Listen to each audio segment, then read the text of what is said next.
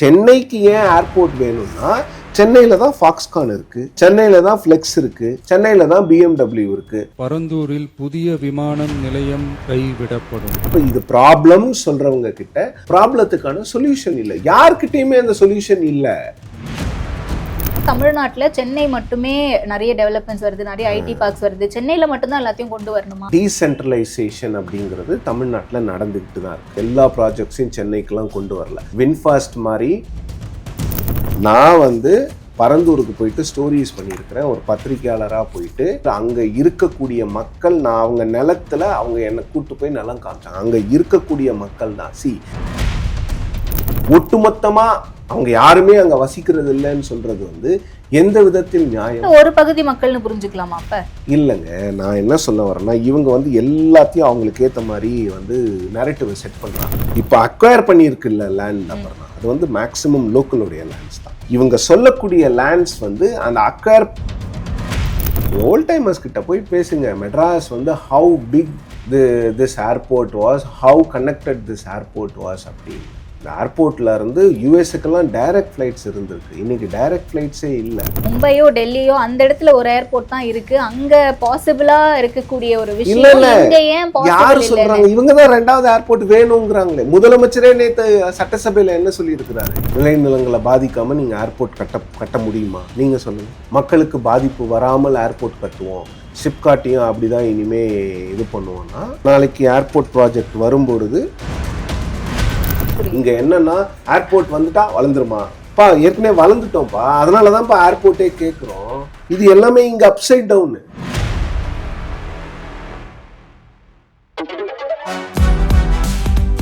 சூப்பரா இருக்கு அம்மா, எனக்கு இதோட சீக்ரெட் தெரியும். Chocolate sweetened condensed milk from Milky Mist. Aachi masala. எந்த சமையலும் ருசி தேடும் ரகசியம். 20 ரூபாய். டிபேட் நேயர்களுக்கு வணக்கம். இன்றைய சிறப்பு நேர்காணலில் நம்மோடு இணைந்திருப்பவர் பத்திரிகையாளர் சிவப்பிரியன் அவர்கள். வாங்க பேசலாம். வணக்கம் சார். பரந்தூர் விமான நிலையம் கடந்த 2-3 வருஷமா விவசாயிகள் போராட்டத்துக்கு பிறகு இன்றைக்கு ஒரு மாற்றத்திற்கான அரசு பரந்தூர் விமான நிலையம் கட்டப்படாது அப்படின்னு சொல்லியிருக்காங்க. அதற்காக அங்கே இருக்கக்கூடிய விவசாயிகள் எல்லாரும் மகிழ்ச்சியோடு இருக்காங்க. இங்கே இன்றைக்கு சட்டப்பேரவை வரைக்கும் முதலமைச்சரை தலைமைச் செயலகம் வரைக்கும் முதலமைச்சரை பார்த்துட்டு நன்றியெல்லாம் தெரிவிச்சுட்டு போயிருக்காங்க.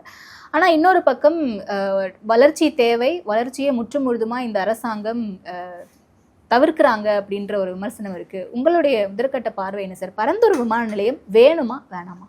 நிச்சயமாக வேணும். ஏன் சார்? நீங்கள் ஒரு 1980கள் 1990களில் வாழ்ந்தவங்க கிட்ட நீங்கள் கேட்டிங்கன்னா, என் தாத்தா எனக்கு சொல்லியிருக்காரு, Chennai is the gateway of south India. அப்படி தான் சொல்லப்படும். ஏன்னா சென்னையில் இருக்கக்கூடிய அந்த மீனம்பாக்கம் ஏரோட்ராம், அதை முதல்ல ஏரோட்ராம்னு தான் சொல்லுவாங்க, இப்போ தான் அதுக்கு பேர் ஏர்போர்ட். அந்த மீனம்பாக்கம் ஏரோட்ராம் தான் சவுத் இந்தியாவினுடைய ஏவியேஷன் ஹப். ஹைதராபாடில் இருக்கிறவங்க, பெங்களூரில் இருக்கிறவங்க, மற்ற நகரங்களில் இருக்கிறவங்க சென்னைக்கு சென்னையிலேருந்து ஒரு ஃப்ளைட் பிடிச்சி வெளிநாட்டுக்கு போவாங்க. அது கிழக்காசிய நாடுகளாக இருக்கலாம், ஐரோப்பிய நாடுகளாக இருக்கலாம், அமெரிக்கா கண்டத்தில் இருக்கக்கூடிய நாடுகளாக இருக்கலாம். இப்படி தான் சென்னையினுடைய ஏவியேஷன் ஹப்னுடைய வளர்ச்சி இருந்தது. சென்னை தான் சவுத் இந்தியாவில் மிகப்பெரிய ஒரு ஏவியேஷன் ஹப்பாக, பெரிய ஒரு ஏர்போர்ட்டாக இருந்தது. பெங்களூரில் இருந்த, ஹைதராபாடில் இருந்த ஏர்போர்ட்ஸ் எல்லாம் பழைய ஏர்போர்ட்ஸ். பெங்களூரில் இருந்த HAL ஏர்போர்ட் ஆகட்டும் சரி, ஹைதராபாடில் இருந்த பேகம்பேட் ஏர்போர்ட்டு, இதெல்லாம் சின்ன ஏர்போர்ட் மட்டும் இல்லாமல் அங்கேருந்து இன்டர்நேஷ்னல் கனெக்டிவிட்டி ரொம்ப கம்மி. 2008-9 காலங்களில் ஹைதராபாடுக்கும் பெங்களூருக்கும் ஒரு புதிய விமான நிலையம், ஸ்வாங்கி ஏர்போர்ட்ஸ் வந்துச்சு. அதனுடைய விளைவு என்னென்னா, இன்றைக்கி சென்னையில் இருக்கிறவங்க அமெரிக்காவுக்கு போனோம்னா ஒன்று டெல்லியில் இறங்கி போகிறோம், அப்படி இல்லைன்னா நம்ம துபாய்க்கு போய் டிரான்சிட் பண்ணி போகிறோம், இல்லை ஹைதராபாத் போய் US ஃப்ளைட்ஸோ இல்லை யூரோப்பியன் ஃப்ளைட்ஸோ பிடிச்சி போகிறாங்க. இதுதான் சென்னைக்கு ஏன் ஏர்போர்ட் வரணும், இன்னொரு ஏர்போர்ட் வேணுங்கிறதுக்கான ஒரு சிம்பிளிஃபைடு எக்ஸாம்பிள். எப்படி இருந்த நாம் இப்படி ஆயிட்டோம் அப்படிங்கிறது மட்டும்தான். இந்த அரசு எப்படி விளைநிலங்களையே அழிக்காமல் மக்களுக்கு பாதிப்பு வராமல் ஒரு ப்ராஜெக்டை கொண்டு வருவோன்னு இன்றைக்கி தொழில்துறை அமைச்சர் மரியாதைக்குரிய கீர்த்தனா அவர்கள் சொல்கிறாங்கன்னா எப்படி சொல்கிறாங்க? இன்றைக்கி ஒரு மெட்ரோ நீங்கள் அண்டர் கிரவுண்டில் நீங்கள் மெட்ரோ வந்து தோன்றீங்க, அண்டர் கிரவுண்டில் மெட்ரோ ஓடுறதுக்கு 6 வருஷம் 7 வருஷம் நீங்கள் சஃபர் பண்ணாதான் அதுக்கப்புறம் உங்களுக்கு டிரான்ஸ்போர்ட்டேஷன் வரும். மக்களுக்கு பாதிப்பே இல்லாமல் ஒரு ப்ராஜெக்டை எப்படி நீங்கள் இம்ப்ளிமெண்ட் பண்ணுவீங்க? இல்லை, இப்போ இருக்க ஏர்போர்ட்லேயே 30 மில்லியன் பேசஞ்சர்ஸ் இப்போதைக்கு வந்து போகிறாங்க ஒரு நாளைக்கு. இதை நம்ம இன்னும் சரிப்படுத்தி எக்ஸ்பேண்ட் பண்ணோம் அப்படின்னா 55 மில்லியன் பேசஞ்சர்ஸ் வரைக்கும் நம்ம யூட்டிலைஸ் பண்ணலாம் இப்போ இருக்க ஏர்போர்ட்லேயே அப்படின்னு தானே சொல்கிறாரு. இல்லை, 55 மில்லியன் பேசஞ்சர்ஸ் நீங்கள் ஹேண்டில் பண்ணலாம், இல்லைன்னு சொல்லலை. பேசஞ்சர்ஸ் மட்டும் முக்கியம் கிடையாது, ஏர்கிராஃப்ட்ஸ் இங்கே வந்து இறங்கணும், அவங்க விருப்பப்படணும். இப்போ இண்டிகோ, ஸ்பைஸ் ஜெட், ஏர் இண்டியா, நீங்கள் சர்வதேச விமான நிறுவனங்கள் எடுத்துக்கிட்டிங்கன்னா சிங்கப்பூர் ஏர்லைன்ஸ், அதே போன்று மலேசியன் ஏர்லைன்ஸ், நீங்கள் ஏகப்பட்ட ஏர்லைன்ஸ் இருக்குது உலகம் பூரா. இவங்க எல்லாம் ஸ்வாங்கி ஏர்போர்ட்ஸை எதிர்பார்க்குறாங்க. அவங்களுக்கு வந்து பேஸ் வந்து ரொம்ப ஈஸியாக இருக்கணும்னு நினைக்கிறாங்க. வந்த உடனே எங்களுக்கு வந்து இமீடியட்டாக நீங்கள் பே கொடுக்கணும்னு நினைக்கிறாங்க. இதெல்லாம் நீங்கள் வந்து இதையெல்லாம் தாண்டி அப்புறம்னா நீங்கள் வந்து நம்ம இன்றைக்கு வரைக்கும் நம்ம என்ன பேசிகிட்டு இருக்கோம்? ஒன்லி பேசஞ்சரை பற்றி பேசிகிட்டு இருக்கோம். பேசஞ்சர் மட்டும்தான் ஃப்ளைட்டில் போகிறாங்கன்னு யார் சொன்னது? கூட்ஸ் போகவே போகாத ஃப்ளைட்டில்.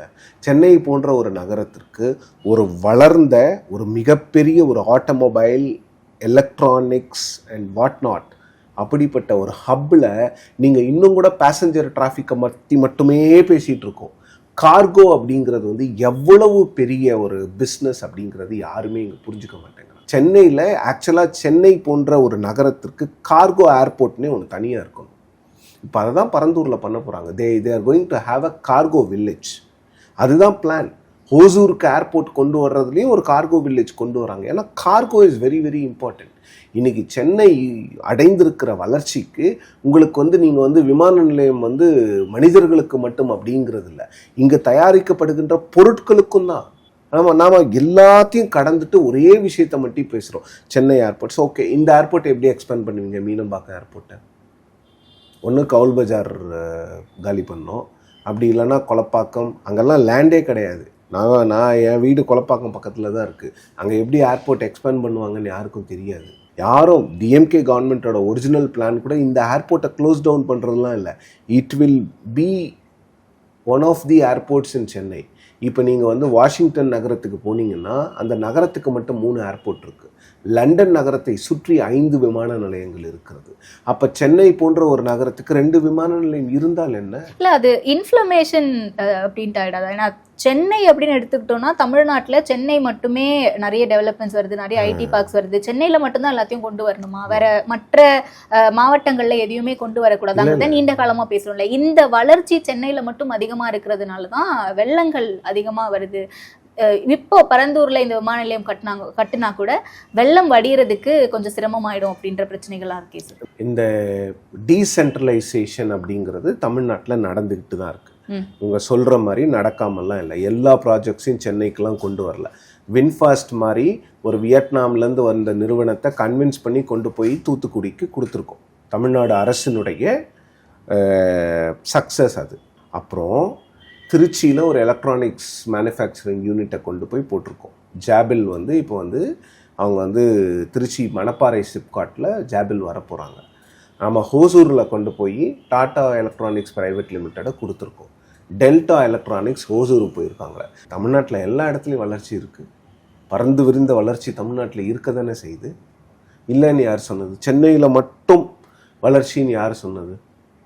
இன்றைக்கி ஹோசூரில் எத்தனை எலக்ட்ரானிக்ஸ் எக்ஸ்போர்ட் கம்பெனிஸ் இருக்குது, எத்தனை ஆட்டோமொபைல் யூனிட்ஸ் இருக்குது, அங்கே எவ்வளவு எலக்ட்ரிக் வெஹிக்கிள்ஸ் ஃபேக்ட்ரிஸ் இருக்குது. அப்போ சென்னை மட்டுமே கான்சென்ட்ரேட் பண்ணுறாங்க அப்படிங்கிற அந்த குற்றச்சாட்டை எப்படி ஏற்றுக்கொள்ள முடியும்? சென்னைக்கு ஏன் ஏர்போர்ட் வேணும்னா சென்னையில் தான் ஃபாக்ஸ்கான் இருக்குது, சென்னையில் தான் ஃப்ளெக்ஸ் இருக்குது, சென்னையில் தான் சால்ப்காம்ப் இருக்குது, சென்னையில் தான் BMW இருக்குது, சென்னையில் தான் ஹூண்டாய் இருக்குது, சென்னையில் தான் ஃபோர்டு வரப்போகுது, சென்னையில் தான் ஏகப்பட்ட ஆட்டோமொபைல் கம்பெனிஸ் இருக்குது. ஸோ இந்த கம்பெனிஸ் எல்லாம் இல்லை சென்னை வளர்ந்து போச்சு, நீங்கள்லாம் கொஞ்சம் கிளம்புங்க, அந்த பக்கம் போயிடுங்க கோயம்புத்தூருக்குன்னு சொல்லலாமா? என்ன பேசுகிறாங்கன்னு தெரிஞ்சு பேசணுங்க.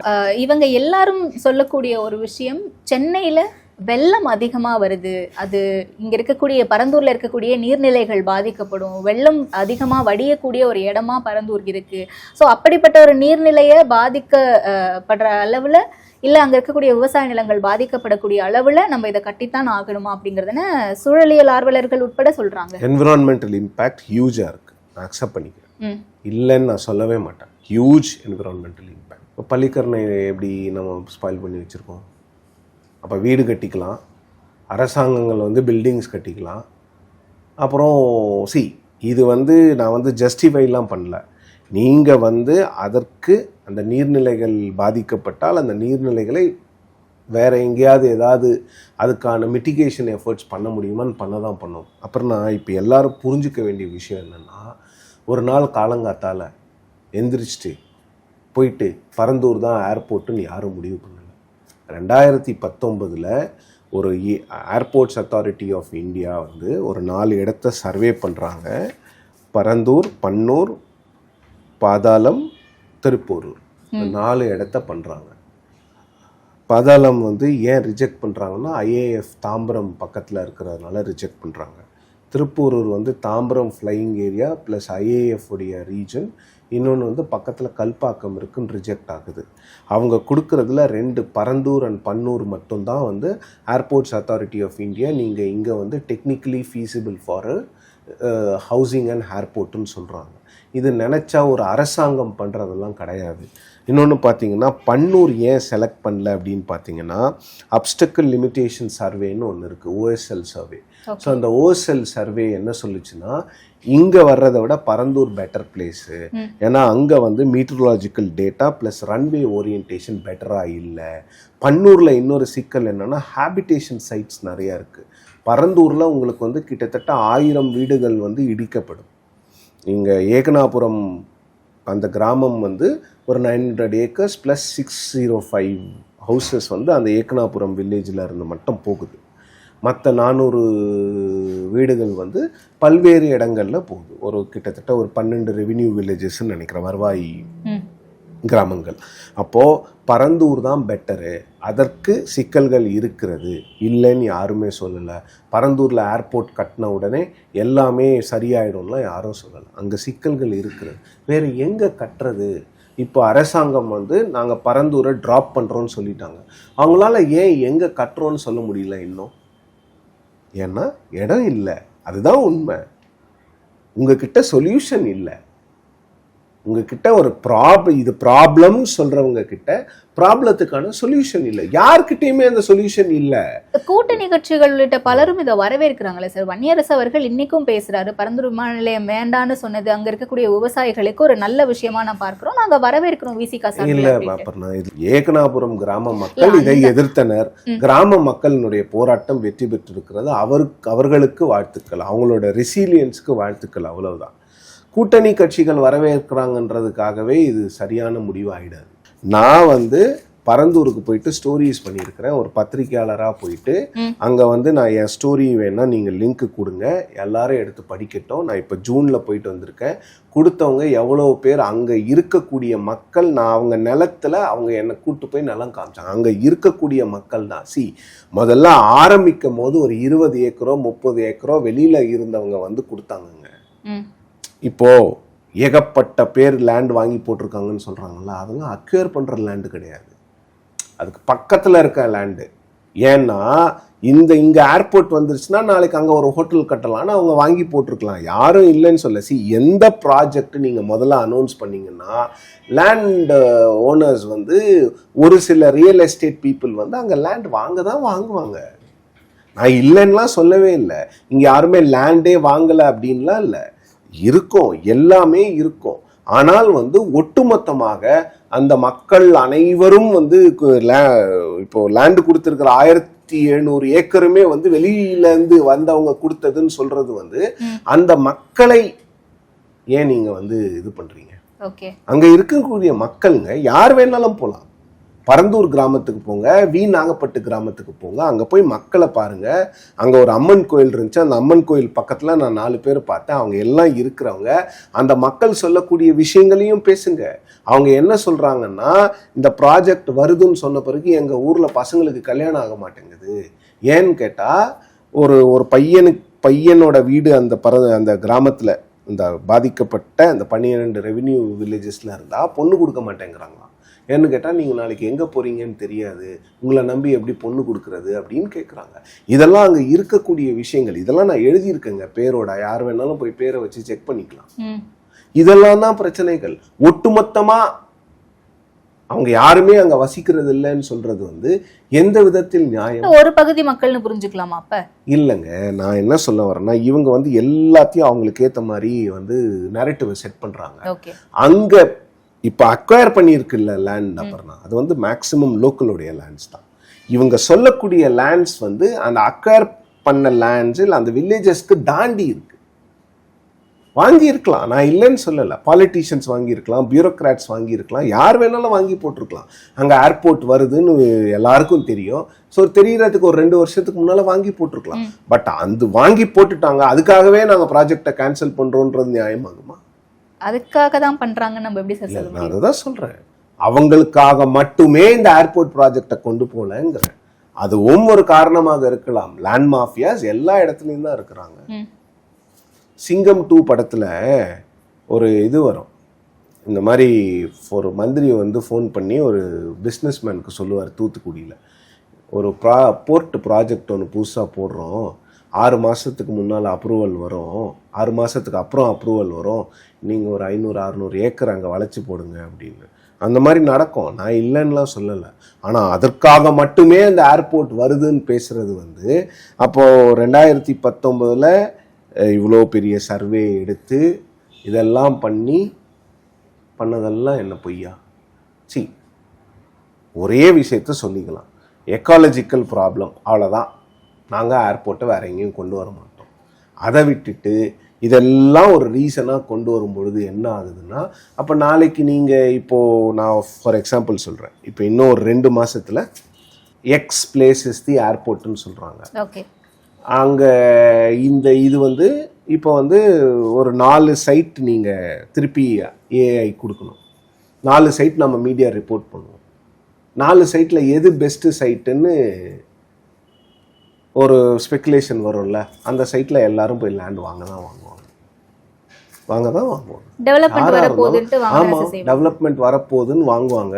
லேண்ட் மாஃபியாஸ் இருக்க தான் இருக்கிறாங்க, இல்லைன்னு யாருமே சொல்லிய. Politically connected, politically powerful land mafias எல்லா ஊர்லேயும் தான் இருக்கிறாங்க, இல்லைன்னு யாருமே சொல்லி. அப்போ அதுக்காக மட்டும் இது கேன்சல் செய்யப்படுகிறதுன்னு எப்படி சொல்லலாம்? அப்படி சொல்லல, விவசாயிகளுக்காக நாங்க நிக்கிறோம். ஏன்னா அந்த இடத்துல போராட்டத்துக்கு முதல்ல திரு விஜய் அவர்கள் முதலமைச்சர் ஆகிறதுக்கு முன்னாடி போகும்போது டெவலப்மெண்ட்டுக்கு எதிரானவன் நான் கிடையாது, வளர்ச்சி இருக்க வேண்டிய, ஆனா விவசாய நிலத்தை அழிச்சுதான் வேணுமான்னு கேட்டார். அதான் இப்ப சொல்றோம், விவசாய நிலத்தை அழியாம நீங்க வேற எந்த ப்ராஜெக்ட, அந்த ஏர்போர்ட் ப்ராஜெக்ட எங்க கொண்டு வர போறீங்கன்னு சொல்லுங்கன்னு தானே கேக்குறோம். டைம் கொடுக்கணும்ல சார்? எப்போ டைம் கொடுக்கணும்? புரியல. இல்ல அப்பர்னா, நீங்க வந்து இது வந்து நீங்க வந்து புது ப்ராஜெக்ட் கிடையாது, எல்லாரும் அதை புரிஞ்சுக்கணும். இது ஏற்கனவே அண்டர் இம்ப்ளிமெண்டேஷன் ப்ராஜெக்ட். 1700 ஏக்கர் எடுத்தாச்சு, இன் பிரின்சிபல் அப்ரூவல் அந்த சைட்டுக்கு வந்தாச்சு, ஏர்போர்ட் கட்டுறதுக்கான வேலையை ஆரம்பிச்சாச்சு கிட்டத்தட்ட. ஏன்னா லேண்டெல்லாம் அக்வயர் பண்ணிட்டோம். இப்போ நீங்க இந்த ப்ராஜெக்டை ஸ்டாப் பண்றீங்கன்னா, நீங்க இந்த ப்ராஜெக்டை வேற எங்க கொண்டு வர போறீங்கன்னு சொல்லணும்ல. இல்ல, கம்பேரிட்டிவ்லி மும்பை, டெல்லி மாதிரியான இடத்துல இருக்கக்கூடிய ஏர்போர்ட்டை இவங்க எடுக்கிறாங்கல்ல. இப்ப சென்னையில இருக்கக்கூடிய சென்னையிலயே ஒரு ஏர்போர்ட் தான் இருக்கு, மும்பை டெல்லியிலுமே ஒரு ஏர்போர்ட் தான் இருக்கு. அப்ப அங்க டெல்லியில T3ன்னு ஒரு மிகப்பெரிய ஏர்போர்ட் கட்டியிருக்காங்க. டெல்லியில 3 டெர்மினல் இருக்கு. டெர்மினல் தனித்தனி, ஒவ்வொரு டெர்மினலுக்கும் 3 கிலோமீட்டர் வித்தியாசம் இருக்குது. நீங்கள் ஒரு டெர்மினல்லேருந்து இன்னொரு டெர்மினலுக்கு போயிட முடியாது. இங்கே நடந்து போனால் போயிடலாம் மெட்ராஸில். டெல்லியில் டெர்மினல் 3 இருக்குது, நான் டெல்லியில் வாழ்ந்திருக்கேன். டெர்மினல் 3 எவ்வளோ பெருசுன்னு போய் பார்த்துட்டு வந்தவங்களை பேச சொல்லணும். ஸோ அந்த ஒரு கம்பேரிசன் வருது இல்லை சார்? இப்போ மும்பையோ டெல்லியோ அந்த இடத்துல ஒரு ஏர்போர்ட் தான் இருக்கு, அங்க பாசிபிளா இருக்கக்கூடிய ஒரு விஷயம் இங்க ஏன் யாரு சொல்றாங்க? இவங்க தான் 2வது ஏர்போர்ட் வேணுங்கிறாங்களே. முதலமைச்சரே நேத்து சட்டசபையில என்ன சொல்லி இருக்கிறாரு? சென்னைக்கு 2வது ஏர்போர்ட் வேணுங்கிறதுல நாங்க உறுதியா இருக்கோம்னு சொல்றாங்களா? அதை தான் நாங்களும் கேட்கிறோம். அப்ப எங்க வருதுன்னு மட்டும் சொல்லிடுங்க. ஏன்னா சொல்ல முடியாது, அதுதான் காரணம். ஏன்னா திருப்பி ஏஐ போனால் ஏஐ என்ன பண்ணுவாங்க? இப்போ பரந்தூர் 70 கிலோமீட்டருங்கிறாங்க. நீங்கள் இன்னும் ஃபர்தர் டவுன் போனீங்கன்னா இன்னும் 100 கிலோமீட்டரில் தான் ஏர்போர்ட் நீங்கள் கட்ட முடியும். இது பொலிட்டிக்கல் டிசிஷன். இந்த பொலிட்டிக்கல் டிசிஷனு சரியா தவறானா அது ஒரு தனி விவாதம். ஏர்போர்ட் வேணுமா வேணாமாங்கிறதுல அரசாங்கத்துக்கும் எந்த மாற்று கருத்தும் கிடையாது. வேணும்னு தான் சொல்றாங்க. அப்ப எங்க வரும்? அவ்வளவுதான் கேள்வி. அப்ப இது பொலிட்டிக்கல் டெசிஷன் தானே எடுத்துக்க முடியும். நான் ஒரு வாக்குறுதி கொடுத்துட்டேன் அந்த மக்களுக்கு, அத ஆட்சிக்கு வந்த பிறகு செய்யல அப்படின்னா மக்கள் திரும்ப கேட்பாங்களே. ஏற்கனவே காவிரி விவகாரம், மேகதாதுணை விவகாரம்னு விவசாயிகள் போராட்டம் பண்ணிக்கிட்டு இருக்காங்க. அப்ப இந்த விஷயத்துல விவசாயிகள் கிட்ட நல்ல பேர் கிடைக்குது அப்படின்னா அதை நம்ம எப்படி புரிஞ்சுக்கலாம்? நல்ல பேர் வாங்குறது யாரும் வேண்டான்னு சொல்லி. இப்ப நான் என்ன கேள்வி கேட்டேன்? ஏர்போர்ட் ப்ராஜெக்டை ஸ்கிராப் பண்ணிட்டீங்க, செகண்ட் ஏர்போர்ட் எங்கே வரப்போகுது? அவ்வளோதானே கேள்வி. அதுக்கு என்ன பதில் சொல்கிறாங்க அமைச்சர்? விளைநிலங்களை பாதிக்கப்படாமல் நாங்கள் ஏர்போர்ட் கட்டுவோம். அது எங்கே? அதுதானே கேள்வி. விளைநிலங்களை பாதிக்காமல் நீங்கள் ஏர்போர்ட் கட்ட முடியுமா? நீங்கள் சொல்லுங்கள். விளைநிலங்களை பாதிக்காமல் கட்ட முடியுமா? மக்களுக்கு பாதிப்பு வராமல் ஏர்போர்ட் கட்டுவோம், சிப்காட்டையும் அப்படி தான் இனிமேல் இது பண்ணுவோன்னா, நாளைக்கு ஏர்போர்ட் ப்ராஜெக்ட் வரும்பொழுது அவங்க எந்த அளவுக்கு அவங்க சொல்கிறது உண்மை அப்படிங்கிறது வெளியில் வரப்போகுது. அவ்வளோ. இப்போ வந்து இப்போது பரந்தூர் ட்ராப் ஆகுங்கிறது எல்லாருக்குமே தெரியும். அப்புறம்னா அதுக்கான இண்டிகேஷன்ஸ் வந்துருச்சு. ஓகே, கிரவுண்ட் ஒர்க் பண்ணிவிட்டு அனௌன்ஸ் பண்ணுறப்போ பரந்தூரை ட்ராப் பண்ணிட்டோம். இந்த இடத்துல இந்த 4 இடத்த நாங்கள் சூஸ் பண்ணி ஏஐக்கு ரிப்போர்ட் அமைச்சிருக்கோம். ஏஐ அதை சர்வே பண்ணிவிட்டு இந்த 4 இடத்துல ஏதாவது ஒரு இடத்த வந்து ஏர்போர்ட்டாக அனௌன்ஸ் பண்ணுவோம், இம்மீடியட்டாக வேலை ஆரம்பிப்போம்னு சொல்லியிருந்தா அது இன்வெஸ்டர்ஸ்க்கு மிகப்பெரிய பூஸ்டாக போய் முடியும். இப்போ என்ன ஆகுதுன்னா, நான் வந்து மற்றவங்க மாதிரி வந்து ஏர்போர்ட் வரலான்னா மெட்ராஸ் டூம் ஆகிடும், தமிழ்நாடு அப்படியே இது ஆகிடும்லாம் நான் சொல்ல வரல. தமிழ்நாடு ஆஸ் தட் ரிசீலியன்ஸ், இது ஒரு செட்பேக் தான். இந்த செட்பேக்லேருந்து நம்ம ஈஸியாக வந்துடலாம்.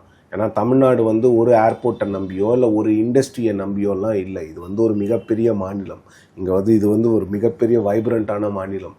நம்ம ஈஸியாக வந்துடுவோங்கிறதுக்காகவே we shouldn't take things for granted அப்படிங்கிறது மட்டும்தான். 2வது ஏர்போர்ட் வேணும். மக்களுக்கு பாதிப்பு குறைந்த அளவில் எப்படி குறைக்க முடியுமோ அப்படி குறைச்சி தான் வர வைக்க முடியும். ஈக்காலஜிக்கல் கன்சர்ன்ஸ் இருக்குது, அதை எப்படி மினிமைஸ் பண்ண முடியுமோ அப்படி மினிமைஸ் பண்ணி தான் நீங்கள் சரியாகணும். இன்றைக்கி வந்து அமைச்சர் வந்து கொச்சி ஏர்போர்ட்டை ஒரு எக்ஸாம்பிளாக சொல்லியிருக்காங்கன்னு நினைக்கிறேன். 14 நாள் ஷட் டவுன் ஆகிருக்கு. மெட்ராஸில் இப்போ இருக்க மீனம்பாக்கம் ஏர்போர்ட், இது கூட 2023 ஃப்ளட் அப்போ 2 நாள் ஷட் டவுன் ஆகிருந்தது. உலகத்தில் இருக்கிற எல்லா ஏர்போர்ட்டுமே அதிகமாக மழை பெஞ்சால் ஷட் டவுன் ஆகுதான், ஃப்ளட் ஆகுதான். சென்னை ஏர்போர்ட் 2015 ஃப்ளட்டில் வந்து சென்னை ஏர்போர்ட் ஃப்ளட் ஆகுதானே ஆச்சு. திரு சீமான் அவர்களாக இருக்கட்டும், இல்லை பூவுலக நண்பர்கள் மாதிரியான சூழலியல் ஆர்வலர்கள், இவங்க எல்லாருமே சென்னை ஃப்ளட்டு பற்றி பேசும்போது அந்த விஷயத்தை மேஜராக கோட் பண்ணுறாங்கல்ல சார். பரந்தூரில் விமான நிலையம் வந்தால் சென்னையில் இருக்கக்கூடிய அந்த ஒரு வெள்ள பாதிப்பு இன்னும் அதிகமாகிறதுக்கான வாய்ப்புகள் இருக்குது அப்படின்ட்டு. அது நான் இல்லைன்னு நான் மறுக்க மாட்டேன். பட் இன்னும் ஃபர்தர் ஸ்டடீஸ் வேணும். ஏன்னா டெக்னிக்கல் ஸ்டடி படி தானே பரந்தூரை சூஸ் பண்ணியிருக்கிறாங்க. பிரச்சனைகள்லாம் இருக்குது, அந்த பிரச்சனைகள்லாம் கலைஞ்சி எவ்வளோ மினிமைஸ் பண்ண முடியுமோ டேமேஜஸை நீங்கள் மினிமைஸ் பண்ணி தான் பண்ணணும். இங்கே இருக்கக்கூடிய இந்த விமான நிலையம் எவ்வளவு சிக்கல்கள் இருக்கிறதுன்னு அந்த விமான நிலையத்தை யூஸ் பண்ணுறவங்களுக்கு தெரியும். நீங்கள் வந்து இங்கே இருக்கக்கூடிய டைரக்ட் கனெக்ஷன்ஸ் டு யூஎஸ் எல்லாம் இப்போ கட் ஆகிடுச்சு. அப்புறம்னா இதெல்லாம் ஓல்ட் டைமர்ஸ்க்கு தெரியும். நீங்கள் ஓல்ட் டைமர்ஸ்கிட்ட போய் பேசுங்க, மெட்ராஸ் வந்து how big this airport was, how connected this airport was அப்படின்னு. இந்த ஏர்போர்ட்டில் இருந்து யூஎஸ்க்குலாம் டைரக்ட் ஃப்ளைட்ஸ் இருந்திருக்கு. இன்றைக்கி டைரக்ட் ஃப்ளைட்ஸே இல்லை. இன்றைக்கி யூரோப்புக்கே இங்கேருந்து 3 டைரக்ட் ஃப்ளைட்ஸ் மட்டும்தான் இருக்குது. நீங்கள் பெங்களூர் எடுங்க, பெங்களூர்லேருந்து ஆஸ்திரேலியாவுக்கு ஃப்ளைட் இருக்குது, டைரக்ட் ஃப்ளைட் இருக்குது. அது ஆக்சுவலாக சென்னையில் உங்களுக்கு அந்த மாதிரி ஒரு ஏர்போர்ட் இருந்ததுன்னா அவங்க சென்னையை தாண்டி போகவே மாட்டாங்க. சென்னையை விட பெங்களூர் ஒன்றும் பக்கம் கிடையாது ஆஸ்திரேலியாவுக்கு. சென்னை ஏர்ஸ்பேஸ் வந்து டச் பண்ணிட்டு தான் அவங்க வந்து they have to take the sea route. ஏகப்பட்ட விஷயங்கள் இருக்குங்க. இங்கே ஏன் வந்து ஏர்போர்ட் வேணும், ஏன் கார்கோ வேணும் அப்படின்னு கேட்டிங்கன்னா, நீங்கள் high value time sensitive electronics export எல்லாம் அப்படி தான் பண்ண முடியும். ஸ்மார்ட் ஃபோனெல்லாம் இன்றைக்கி இங்கேருந்து தான் பண்ணுறாங்க.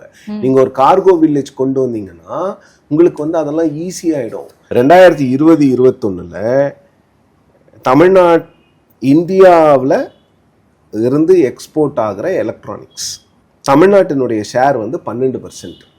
யூபி கர்நாடகா தான் லீடர்ஸ். அதில் 22-23 அது 38% மாறுது. ஓகே. 25-26 அது 41.63% ஏறுது. ஏன் ஏறுது? ஃபாக்ஸ்கான் அப்படிங்கிற தைவானிய நிறுவனம் வந்து இங்கே வந்து ஆப்பிள் ஐஃபோன்ஸோடைய ஹை-எண்ட் ஃபோன்ஸ்லேருந்து எல்லாத்தையும் இங்கே அசம்பிள் பண்ண ஆரம்பிக்கிறாங்க. அப்புறம் உலகம் பூரா அதை ஷிப் பண்ணுறாங்க. இப்போ நீங்கள் உலகத்தில் வேறு ஏதாவது ஒரு இடத்துல போய் நீங்கள் ஐஃபோன் வாங்கும்போது அங்கே மேட் இன் இண்டியா ஸ்டிக்கர் இருக்கும், இல்லை அசெம்பிள்டு இன் இண்டியான்னு இருக்கும். அதில் கீழே நான்லாம் அது எனக்கு படிக்க ரொம்ப பிடிக்கும். அதில் கீழே நான் யூஎஸில் ஒரு ஃபோன் என்னுடைய ரிலேட்டிவ்க்கு வாங்கிட்டு வரும்போது அசெம்பிள்டு இன் இண்டியான்னு இருந்தது. அதில் கீழே ஸ்ரீபெரும்புத்தூர் அட்ரஸை பார்த்து அதை வந்து ஜூம் பண்ணியெல்லாம் பார்த்தேன். எனக்கு அது பிடிக்கும். என் ஊர் மெட்ராஸ் பக்கத்தில் ஸ்ரீபெரும்புத்தூர், இங்கே தயாரிக்கிறாங்க இந்த ஃபோனு, இது அமெரிக்காவில் நான் பார்க்குறேன் அப்படின்னா கிராமத்துலேருந்து வளர்ந்தவன், எனக்கு அமெரிக்கா எப்போவுமே ரொம்ப தூரம் தான். அந்த மாதிரி ஒரு ஆள். ஸோ அப்படி இருக்கும்போது இது ஏன் இந்த இண்டஸ்ட்ரி இது வளர்ந்துருக்குன்னா, சிஸ்கோன்னு ஒரு அமெரிக்க நிறுவனம் இங்கே வந்து அவங்களுடைய எல்லா ப்ராடக்ட்ஸையும் இங்கே தயார் பண்ணுறாங்க. அந்த சிஸ்கோ தமிழ்நாட்டுக்கு வர்றதுக்கு அன்றைய திமுக அரசு எவ்வளோ போராடினாங்கன்னு மரியாதைக்குரிய திரு தங்கம் தென்னரசு அவர்களை கேட்டிங்கன்னா அசம்பிளிலே சொல்லுவார். சிஸ்கோ, ஃபாக்ஸ்கான், ஃப்ளெக்ஸு, ஃபாக்ஸ்கானுடைய துணை நிறுவனங்கள் சென்னையில் இருக்கிறாங்க. டாடா எலக்ட்ரானிக்ஸ் பிரைவேட் லிமிடெட் பெக்கட்ரான்ற ஃபேக்ட்ரியை அக்வயர் பண்ணியிருக்காங்க. இதுக்கெல்லாம் எலக்ட்ரானிக்ஸ் எல்லாம் high value electronics export. Smart phones எல்லாம் நீங்கள் வந்து கப்பலில் அனுப்ப மாட்டாங்க, விமானத்தில் மட்டும்தான் அனுப்புவாங்க. ஆட்டோமேட்டிவ் பார்ட்ஸ் வந்து நீங்கள் அங்கேருந்து வரணும் இம்போர்ட் பண்ணுறது. இதெல்லாம் நிறைய இருக்குங்க. சென்னைக்கு வந்து விமான நிலையம் அப்படிங்கிறது ரொம்ப ரொம்ப முக்கியம். இங்கே என்னென்னா ஏர்போர்ட் வந்துட்டா வளர்ந்துருமா? ஏற்கனவே வளர்ந்துட்டோம்ப்பா, அதனால தான்ப்பா ஏர்போர்ட்டே கேட்குறோம். இது எல்லாமே இங்கே அப்சைட் டவுனு. இந்த மாநிலத்தில் எல்லாமே வித்தியாசமாக இருக்கும். இங்கே வளர்ந்தாச்சு, வளர்ந்ததுக்கு ஏற்ற மாதிரி இன்னொரு ஏர்போர்ட் வேணும்ப்பா. ஏன்னா இந்த தர்மம் தலை காக்கும், இந்த பூர்வ ஜென்மத்தில் பண்ண புண்ணியம்லாம் சொல்லுவாங்க ஊரில், அதெல்லாம் தான் சென்னையை காப்பாற்றிட்டு இருக்குது. 75 வருஷமாக போட்ட கிரவுண்ட் ஒர்க்கு ப்ளஸ் நம்மளுடைய எஜுகேஷ்னல் சிஸ்டம், நம்மளுடைய ஈகோ சிஸ்டம், நம்ம இங்கே பெண்களுக்கு படிப்பு சொல்லி கொடுத்ததுலேருந்து பெண்களை அதிகமாக படிக்க வச்சது, அவங்களோட இண்டஸ்ட்ரியல் பார்ட்டிசிபேஷன்லேருந்து எல்லாம் இன்னைக்கு வந்து சென்னையை காப்பாற்றிக்கிட்டு இருக்குது. இது ரொம்ப நாளைக்கு நீங்கள் காப்பாற்ற முடியாது. நீங்களும் இன்ஃப்ராஸ்ட்ரக்சரை நீங்கள் வந்து இம்ப்ரூவ் பண்ணிக்கிட்டே இருந்தீங்கன்னா ஓரளவுக்கு அது பேலன்ஸ் ஆகும். ஓகே. ஒரே ஒரு நிறைவான கேள்வி. தங்கம் தென்னரசு அவர்கள் பேசும்போது முன்னாள் அமைச்சர் என்ன சொல்றாரு, 90% ஆஃப் லேண்ட் அக்வயர்மெண்ட் அங்கே முடிஞ்சிருச்சு அப்படின்னு சொல்றாங்க. ஆனால் சிடிஆர் நிர்மல்குமார் அவர்கள் அமைச்சர் பேசும்போது 48% ஆஃப் லேண்ட் வந்து தான் கையகப்படுத்தி இருக்காங்க அப்படின்னு சொல்றாங்க. ஸோ அப்போ அக்வயர் பண்ண அந்த லேண்டை என்ன பண்ணுவாங்க சார் இதுக்கப்புறம்? இல்லை, இதில் வந்து சிடிஆர் நிர்மல்குமார் அவர்கள் சொல்வது தான் சரி. திரு தங்கம் தென்னரசு அவர்கள் வந்து ஒரு தவறான தகவலை தான் கொடுத்துருக்காங்க. அது என்னன்னா, கிட்டத்தட்ட 5747 ஏக்கர் வேணும், 46 ஏக்கர் வேணும். அதில் 1700 ஏக்கர் ப்ரைவேட் இண்டிவிஜுவல்ஸ் கிட்டேருந்து அக்வயர் பண்ணியிருக்கோம். ஒரு 1900 ஏக்கர்ஸ் வந்து கவர்மெண்ட் கிட்ட இருக்குங்கிறாங்க. பட் என்விரான்மெண்டலிஸ்ட் அது எல்லாமே ஏரி குளங்கிறாங்க. அதை சேர்த்து தங்கம் தென்னரசு அவர்கள் சொல்லியிருக்கிறாங்க, வேற ஒன்றும் இல்லை. பட் சிடிஆர் நிர்மல்குமார் அவர்கள் சொன்ன இந்த விஷயத்தை பற்றி அவருடைய தகவல் அந்த பெர்சன்டேஜ் கரெக்ட். ஓகே. அந்த நிலத்தை என்ன பண்ணுவாங்கன்னு கேட்டிங்கன்னா, அமைச்சர் என்ன சொல்கிறாங்கன்னா, மக்களுக்கு பாதிக்காத நிறுவனங்களை கொண்டு வருவோம்னு சொல்கிறாங்க. நான் ஜூனில் அங்கே போயிருந்தப்போ சிப்காட் வந்தால் நாங்கள் எதிர்ப்போம்னு 10 ஃபார்மர்ஸ் என்கிட்ட சொன்னாங்க. இன்னொரு 10 ஃபார்மர்ஸ் என்ன சொன்னாங்கன்னீங்கன்னா, சிப்காட் வந்துச்சுன்னா நாங்கள் எங்களோட காம்பன்சேஷனை அதிகப்படுத்த சொல்லி கவர்மெண்ட்டை கோர்ட்டுக்கு கொண்டு போவோம்னு சொல்லியிருக்காங்க. நான் இது ஏற்கனவே எழுதியிருக்கேன், டெக்கனரில் எழுதியிருக்கேன். ஸோ பரந்தூர் விமான நிலையம் கேன்சல் செய்யப்பட்டதுங்கிறது வந்து அது அரசாங்கம் ஒரு கொள்கை முடிவு எடுத்துட்டாங்க, அதை அனௌன்ஸ் பண்ணிட்டாங்க. பட் அந்த அக்வயர் பண்ண லேண்டை putting it to use for other things are என்ன பண்ண போகிறாங்க, அது வந்து அவ்வளோ ஈஸியாக இருக்காது. அரசாங்கம் நினைக்கிற மாதிரி அது அவ்வளோ ஈஸியாக இருக்காது. ஏன்னா அங்கே மக்கள் வந்து நாங்கள் ஏர்போர்ட்டுக்காக கொடுத்தோம், ஏர்போர்ட் கொண்டு வரலன்னா ஒன்று எங்ககிட்ட திருப்பி கொடுத்துருங்க, ஆனால் நாங்கள் காசு கொடுக்க மாட்டோம், நாங்கள் காசெல்லாம் செலவு பண்ணிட்டோம், எங்களுக்கு என்னென்ன கடன் இருந்ததோ எல்லாம் பண்ணிட்டோம். ஒரு சிலர் போய் பக்கத்து ஏரியாலெல்லாம் நிலம் வாங்கி வச்சுருக்குறாங்க, காசு கொடுக்க மாட்டோம், ஒன்று எங்ககிட்ட திருப்பி கொடுத்துருங்க, அப்படி இல்லைன்னா இதை எங்களுக்கு குத்தகையை விட்டு நாங்கள் இங்கே விவசாயம் பண்ணிக்கிறோம், எங்களுக்கு குத்தகை விடுங்கன்னு கேட்குறாங்க. கிட்டத்தட்ட ஒரு 700-800 கோடி அரசாங்கம் இதில் செலவு பண்ணியாச்சு. என்ன பண்ண போகிறாங்கங்கிறது பொறுத்திருந்து பார்க்கணும். பட் அவங்க நினைக்கிற மாதிரி அவ்வளோ ஈஸியாக அந்த ஒரு ப்ராசஸ் இருக்காது. ஒரு பொலிட்டிக்கல் டெசிஷன் எப்படி போய் முடிய போகுது அப்படிங்கிறத நம்ம வெயிட் பண்ணி பார்ப்போம் சார். தெளிவான விளக்கங்களை கொடுத்தீங்க. நேரத்திற்கு நன்றி. நன்றி அப்பா.